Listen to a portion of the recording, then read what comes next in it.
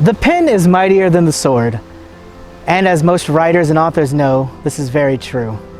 Today, we delve into all these immortal authors who finally found a place to rest.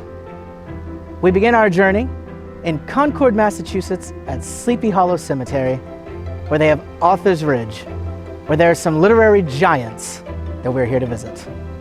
Tag along.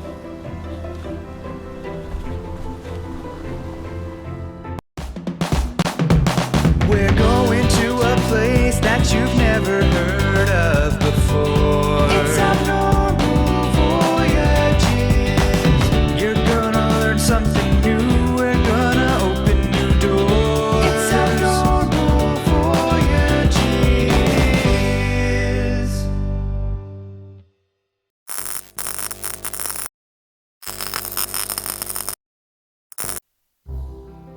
Author's Ridge is beautiful and serene, and the first author we'll be looking at is Mr. Henry David Thoreau.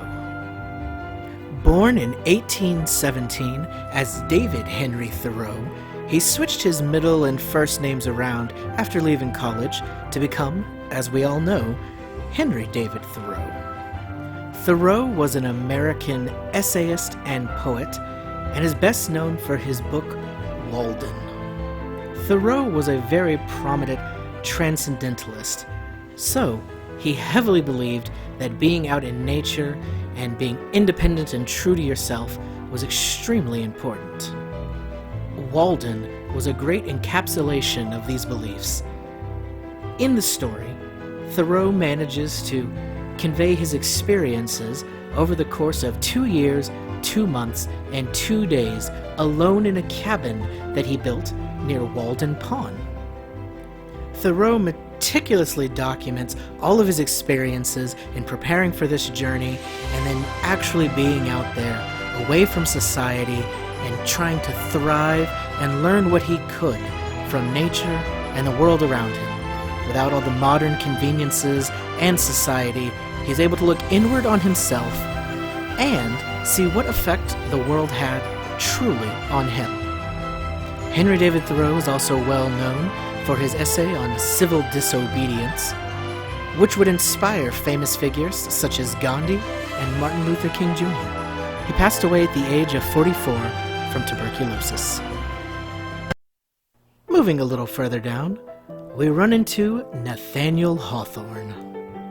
Hawthorne was born in 1804 and was a fairly prolific writer. Of his published works, the most well-known is probably The Scarlet Letter.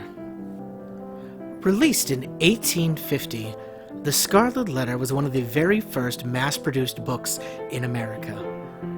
It sold 2,500 volumes within 10 days, and over the course of 14 years, Hawthorne earned about $1,500 from it. Now, that may not seem like a lot by today's standards, but back then, it was very successful, especially for an author. Though he was great with words, Nathaniel Hawthorne was an extremely shy person. But despite that, he managed to make several friends in the literary world, including Henry Melville, who would later dedicate his great work, Moby Dick, to Hawthorne. Another of his very well-known works is The House of the Seven Gables, which was inspired by a mansion in Salem, Massachusetts, which was his hometown. At the age of 59, Nathaniel began to feel ill, having pains in his stomach, but was never quite sure what was wrong. After a short period of time, Nathaniel Hawthorne passed away one night in his sleep. His funeral was very well attended, and it leaves no doubt that this man was extremely beloved. In a particularly beautiful section of the ridge, we find the final resting place of Louisa May Alcott.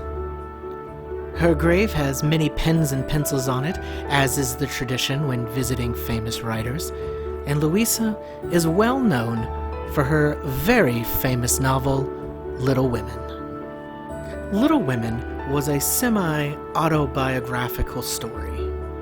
It takes place in and around the home where she grew up and features the characters Meg, Jo, Beth, and Amy, who were stand-ins for herself and her sisters. Louisa was the main character, Jo. She wrote 4 parts of the Little Women story, which she called the March Family Saga.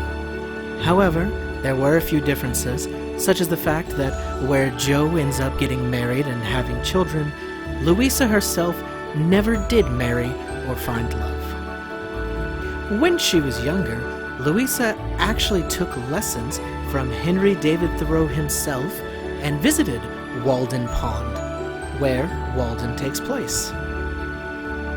As a lifelong feminist and abolitionist, Louisa May Alcott was celebrated for truly addressing women's issues in a modern and candid manner. Even today, her works manage to inspire and encourage people of all ages. Alcott passed away due to a stroke at the age of 55. We now move to the last author at Author's Ridge, Ralph Waldo Emerson. While Emerson is remembered fondly for his great works, such as Nature, more than anything, Ralph Waldo Emerson is remembered for the Transcendentalist movement. He heavily believed in individualism and spent a lot of time spreading his ideology. He ended up writing dozens of published essays and had more than 1,500 public lectures across the United States. Though his famous essay, Nature, was called Nature, it took much more of a philosophical view as opposed to one of a naturalist. His ideas and writings made him one of the prominent figures of the American Romantic movement, and all of his work greatly influenced the thinkers, poets, and writers that followed in his footsteps. Emerson died of pneumonia at the age of 78. An interesting little tidbit is that Emerson actually helped design this very cemetery, Sleepy Hollow in Concord. His transcendentalist and nature-loving views are very prominent throughout the graves here. And in fact, he even gave the dedication at the opening of the cemetery, calling it a Garden of the Living. It seems only fitting that he and his friends can be found here today.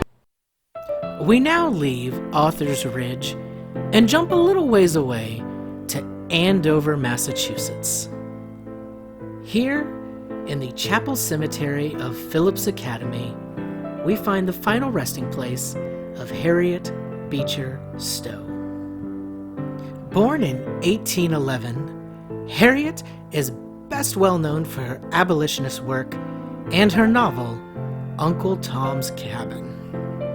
She and her family were very firmly against slavery, and at the time even helped out with the Underground Railroad, allowing fugitive slaves to sometimes hide in their residence and stay there until they could safely move on. Uncle Tom's Cabin was originally published in serial format in a newspaper called The National Era.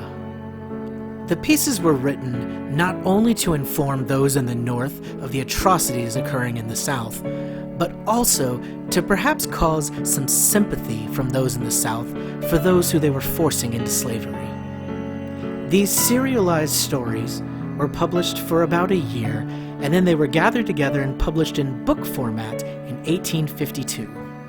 In less than a year, the book sold an unprecedented 300,000 copies. Researchers speculate that Harriet actually died of Alzheimer's shortly after her 85th birthday. For our next icon, we jump to St. Louis, Missouri, where we find Tennessee Williams buried at the Calvary Cemetery and Mausoleum. Now, unlike others on this list, Tennessee Williams was not an author of novels or poetry, but rather was a playwright.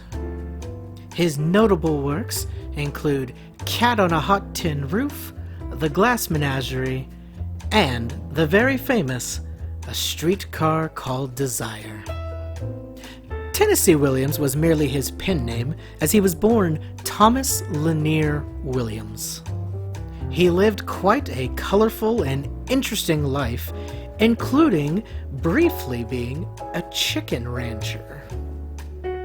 His works are considered fantastic examples of Southern Gothic writing and are still produced and put on by many theaters around the world. Williams was found dead at the age of 71 due to accidental drug overdose in his hotel room in New York City.